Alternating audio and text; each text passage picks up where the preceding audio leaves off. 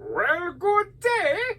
So, for today's video, we're gonna talk about the first cartoon appearance of that apex vampire hunter. I'm talking about Blade. So, alright, let's go. Yeah. So, in a previous episode, Michael Morbius turned into a plasma-sucking vampire and started terrorizing the city of New York. With, of course, Spider-Man getting all the blame for these vampire attacks. Thusly, as Spider-Man is trying to stop Morbius from plasma feeding on a jogger, this random motorcycle-driving, lightsaber-wielding vampire hunter is out for Morbius's head. And this motorcycle, hey, like holy crap, gravity-defying. I don't care how many blades you have on your wheels, man, you can't just drive up the side of a building. But beyond that, like, this guy also has an amazing arsenal of anti-vampire weapons, to which he uses to his advantage. Where we see Morbius down and out, with this vampire hunter having the fatal shot in his hand, ready to go. Boot! Spider-Man stops the fatal blow and saves Morbius as Morby takes off.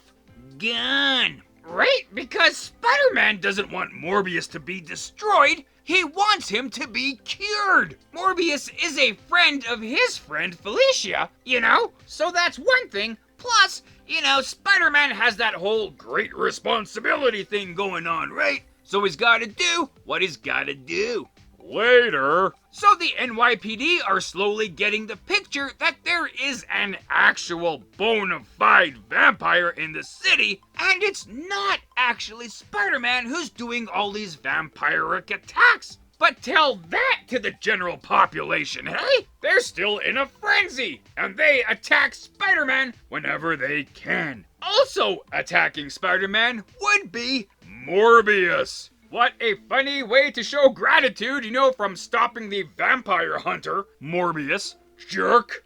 The problem is that Morbius does not want to be cured anymore, right? He's really succumbing to his vampire instincts. He wants to be a vampire, right? He wants to suck plasma. He loves the vampire strength, the vampire immortality. Also flying around like a bat, you know, that's pretty cool. So it's game over for his humanity, allegedly, as he tries to suck the plasma out of Spider-Man's arm through his hands, not the conventional vampire way, because that's kind of gross. Luckily, that vampire hunter shows up again, and Blade is his name. So after he saves Spidey, we get a bit of deja vu. Blade gets Morbius down and out, he has him in a fatal shot ready to go, and again, Spider-Man stops him as Morbius takes off again. And this really pisses Blade off, right? Like, man, he has a job to do, you know, stopping vampires. They are kind of dangerous against humans.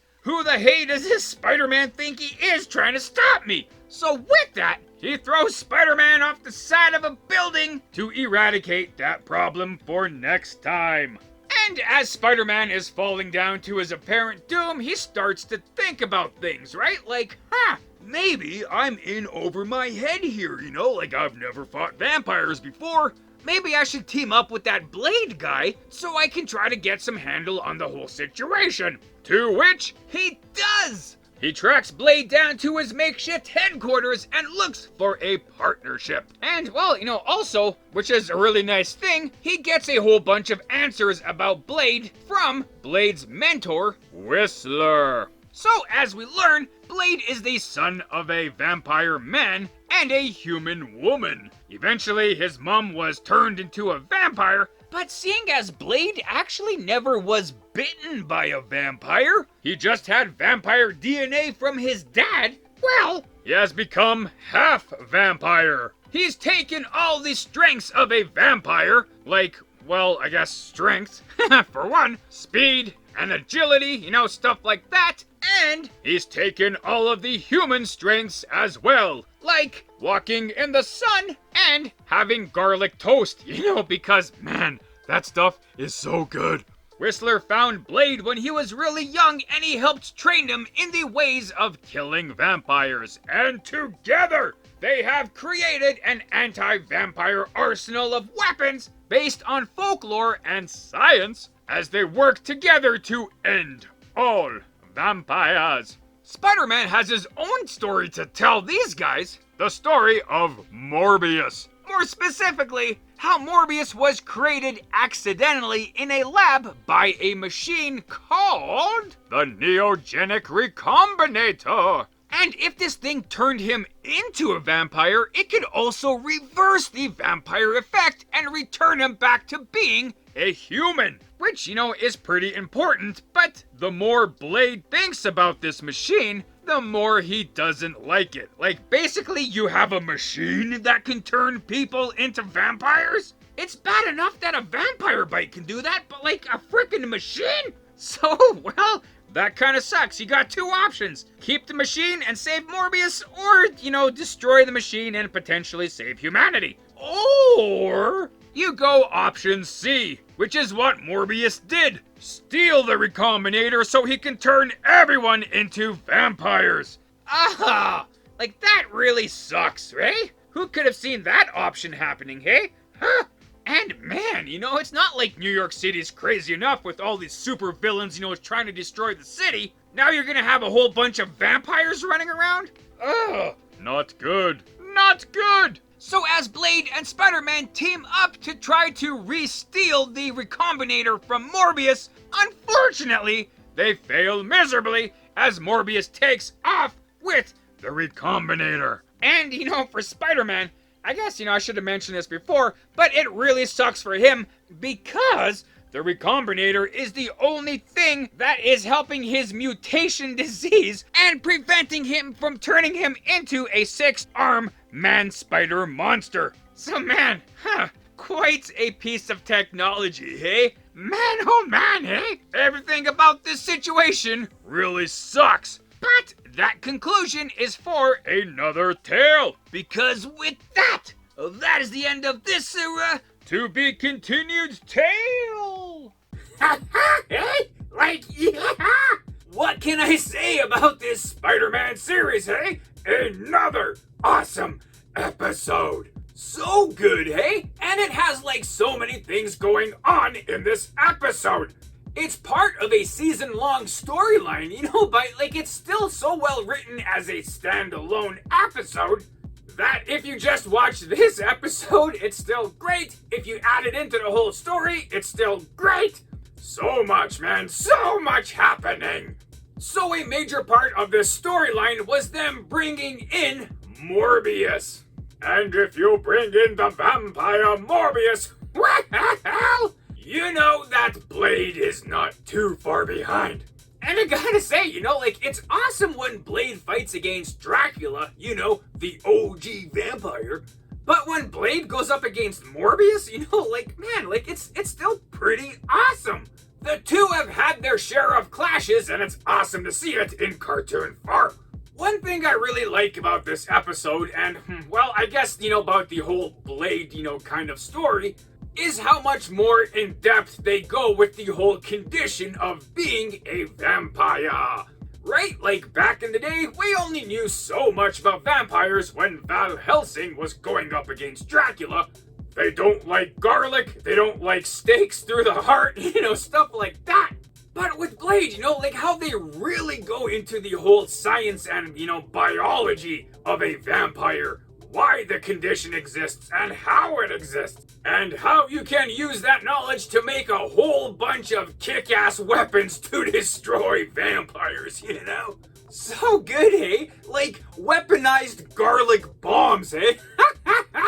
In a way, it's kind of funny, but, also, it's, pretty realistic for fighting vampires.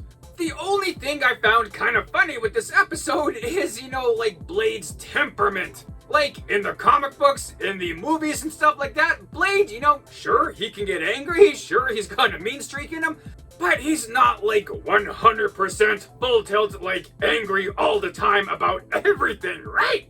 In this cartoon, he's always on edge. if you're back at base chillin', man, just like freaking chill. But, like, that's the only knock, and even then, it's not really that much of a knock on it, because, man, this episode, chef's kiss. So, if you haven't seen this Blade episode before, I would highly suggest you do, because it is awesome. And with that, we do have some more behind-the-scenes kind of things, with Blade, with Whistler, with Morbius, and other kind of things going on over here. So yes, indeed, hey? Blade, a classic and legendary Marvel superhero. So let us take a quick look as to how this character came to be. It started with co-creator and writer Marvin Wolfman. So in the late 1960s, Marvin Wolfman was working for DC Comics, specifically for the Teen Titans comic book. In one of the issues, he created a new black character named Jericho. And this character was slated to appear in Teen Titans number 20 in 1969. And this Jericho character would have been the first black superhero for DC Comics. But unfortunately, the editor at DC Comics was not exactly on board with the story. So much so that he had another writer and artist completely rewrite and redraw the issue, removing Jericho and replacing him with a new character, Joshua, who happened to be white. Wolfman eventually left DC Comics and moved over to the rival company, Marvel Comics, where he started working on the horror-themed comic title called Tomb of Dracula. He took over the writing with issue number 7, and he wanted to create some new characters. Seeing as he was still not happy with that whole Teen Titans debacle, he insisted that the new character he created would indeed be black, and nobody was going to tell him no. Also, if this new character was appearing in a Dracula comic book, well then, he would be a vampire hunter. So, Tomb of Dracula artist Gene Colan came up with the look of Blade, giving him the leather jacket and the tough look and all that stuff, like you'd see from Shaft or some characters. And Wolfman started working on the character's backstory. All of this stuff put together, and boom! Blade first appeared in Tomb of Dracula number 10 in 1973. So in the comics, we eventually learn that Blade's real name is Eric Cross Brooks. He was born in London, England in 1929. His father, a human named Lucas Cross, who was imprisoned in Latveria and eventually turned into a vampire, and his mother was Vanessa Brooks. She was having complications during childbirth and was bitten and killed by the vampire fiend Deacon Frost, who was posing as a doctor. So seeing as Blade was a baby in the womb and was not directly bitten, the effects of the vampire bite on his mother only affected Blade so much, kind of only halfway, where he gained all the strengths and positive abilities of a vampire without any of their weaknesses. A partial vampirization, if that's a word. Blade was raised in an orphanage where he was kind of ill-tempered, and he got the name Blade because he used a whole bunch of knives and swords, things with blades, therefore, Blade. This backstory differs from the featured cartoon, as in the cartoon it stated that the vampire, Deacon Frost, was actually the father who impregnated Miriam, and the vampire DNA was partially transferred to baby Eric, who was born in New Orleans. So not incredibly different, but different enough. So with Deacon Frost and Blade's mother making a cameo appearance in this episode during that flashback, well, both of them first appeared in the comic books in Tomb of Dracula number 13 in 1973. Deacon Frost was a scientist who was looking to discover immortality, where he used vampire blood and accidentally got injected with that blood, where he became a vampire and wanted to become Lord of all vampires. So that's those with them. in this featured episode, we also see Blade's mentor, Abraham Whistler. But in the comic books, Blade was actually mentored by a black character named Jamal Afadi. Jamal first appeared in Marvel Preview number 3 in 1975. He was a vampire hunter in his youth in Harlem, where eventually he became older, he retired, he became a jazz musician, and eventually, with addiction problems and whatnot, got bested by a vampire and got turned into a vampire. He eventually met Blade and he taught him all the ways of vampire hunting. So, that's pretty cool, but that's not Whistler. What the heck? Where did this Whistler guy come from, right? Well, let me tell you. A little bit of a story to it though. So the writer of the episode, John Semper Jr., wrote this script, finished this script, and handed it over to Avi Arad, who is the head of Marvel Entertainment and, well, I guess technically the head of Marvel Comics at this time. If he's the big boss, he's got to read the script. Avi thought the script was phenomenal, and he showed the script to a screenwriter, director buddy of his, named David S. Goyer. After reading the script to this episode, Goyer was pretty impressed with it, and pretty inspired. So he started to write the script for the movie adaptation of Blade, which we eventually seen. That one starring Wesley Snipes? That beauty of a movie? Inspired by this episode. One difference that Goyer made with his movie was that he changed the mentor character from Jamal to Abraham Whistler, a character whose family was murdered by vampires, and he's been hunting them ever since. When John Semper Jr. seen that change, to the character, he's like, you know what? I should actually revise my script a little bit, add the Whistler character instead, and we'll kind of go from there. Especially if there's going to be a big fancy Hollywood movie with Blade, my episode should kind of mirror that a little bit better. And so, with this cartoon debut, you did see the actual worldwide debut of Whistler. For the movie, Whistler was made to be older, long beard, and all that kind of stuff. But for the cartoon, they made Whistler younger. No beard, not even a mustache, not even a soul patch, nothing. So the amazing thing about that little story, is, as we know, the Blade movie was such a massive success that it led to the inception of the Marvel Cinematic Universe. Blade, the movie, came out in 1998. It showed that the general audience could like a really lesser-known superhero movie, if it's written really well. This eventually paved the way for the 2008 movie, Iron Man.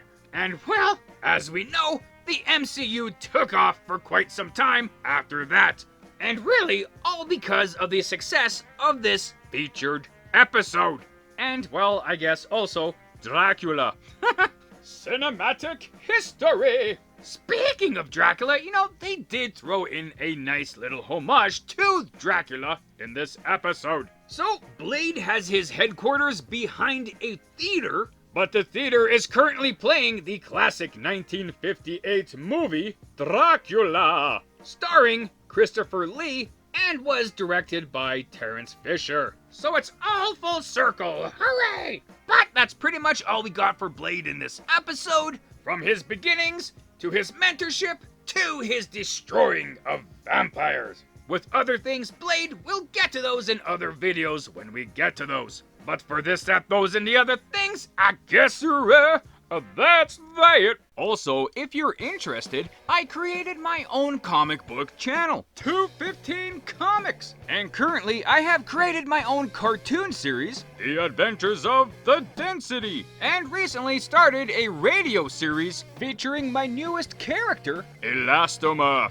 with more titles to come. So if you want to check it out, I'll leave a link up top here to that channel, and some links at the end of the video. Yeah! Right on, and there you go. So thanks for watching the video. I hope you liked it as much as I did making it. Also, feel free to check out the source material that I featured in this video. And if you want to leave a comment on anything you may have liked or things I might have missed in this, feel free to do so. Or anything else, just to say hi. That's cool too. And other than that, have a great day. Thanks.